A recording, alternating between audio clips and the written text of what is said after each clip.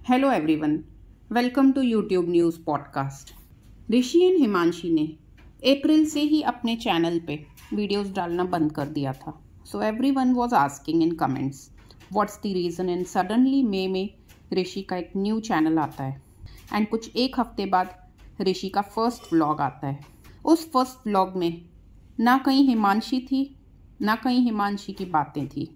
Everyone was waiting for Himanshi, पर उसमें and तक तो ये भी नहीं बताया गया कि हिमांशी क्यों नहीं है व्लॉग में, और वो 1 महीने से कहाँ है एंड ये दोनों भी कहाँ हैं 1 महीने से। सब कुछ थोड़ा वियर्ड लग रहा था। सो कमेंट सेक्शन भर चुका था। इस टाइम बिल्कुल न्यू कमेंट्स थे, वेयर इज़ हिमांशी, और 1 महीने से आप दोनों कहाँ हैं, व्लॉग्स क्यों नहीं आ रहे हैं, और अब हिमांशी क्यों नहीं दिख रही है आपके व्लॉग्स में, और उसका जिक्र भी क्यों नहीं है व्लॉग्स में। सबको ही थोड़ा अजीब ही लग रहा था। फिर सबने असम्पशंस लगाना स्टार्ट किया कि मे बी ये ऋषि का न्यू चैनल ग्रो करने का ट्रिक है, इस वजह से हिमांशी नहीं आ रही है वीडियोस में।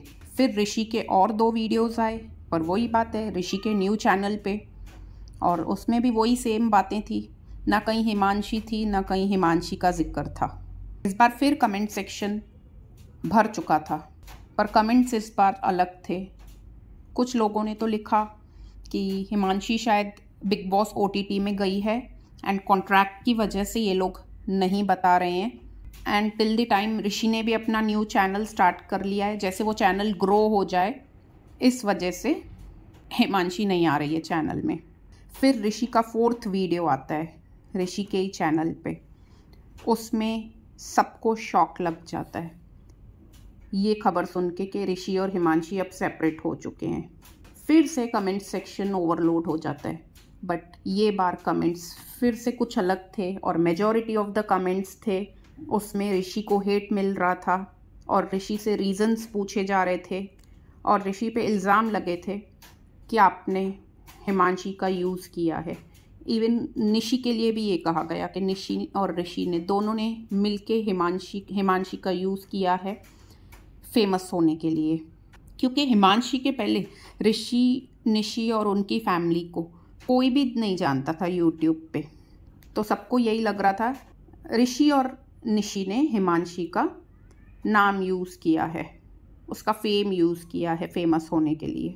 अब इस पे मेरा पॉइंट ये है, चलिए ठीक है ऋषि और निशी को हम हिमांशी के थ्रू ही जानते हैं, ये बात 100% सही है, बट ऋषि क्योंकि हिमांशी का हस्बैंड है, उसने और उसकी फैमिली ने मिलके साथ में ही व्लॉगिंग की है हमेशा से।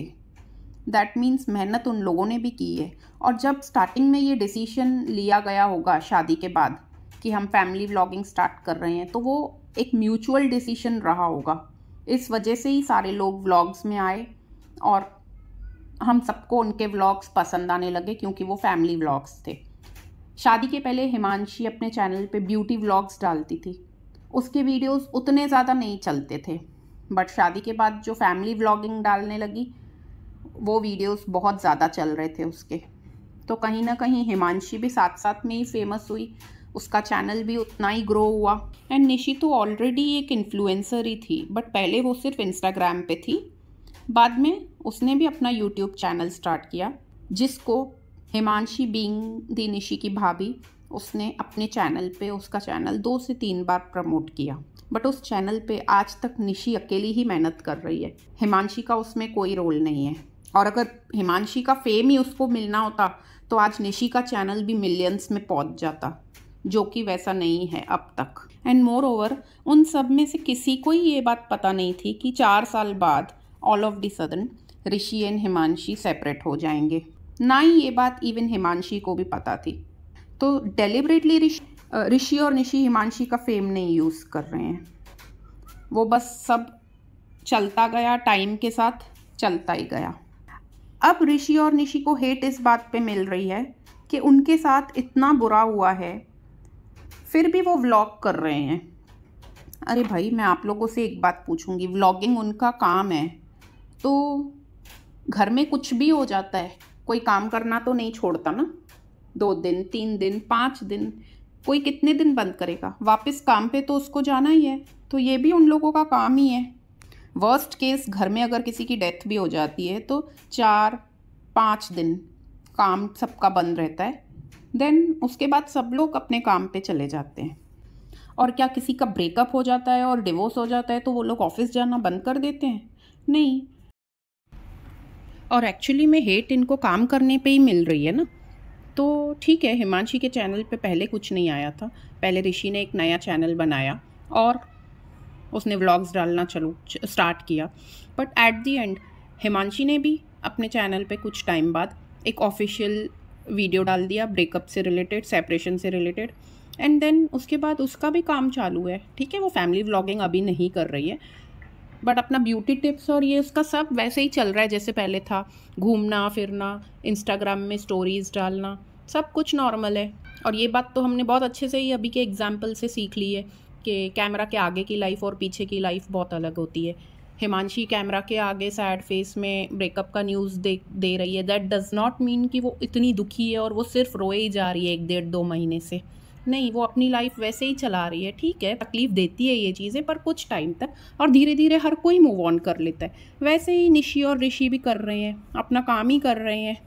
बट जो सबसे बड़ा एक फैक्ट है और सबसे बड़े दुख की बात है कि ऋषि के व्लॉग्स में सब सब्सक्राइबर्स हिमांशी को बहुत ही ज़्यादा मिस करते हैं। वो फैमिली के व्लॉग्स हिमांशी के बिना बिल्कुल अधूरे रखते हैं। आई रियली होप कि काश ऐसा ना हुआ होता।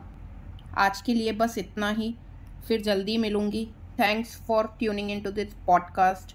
Till then, like, subscribe, comment and share. Bye for now.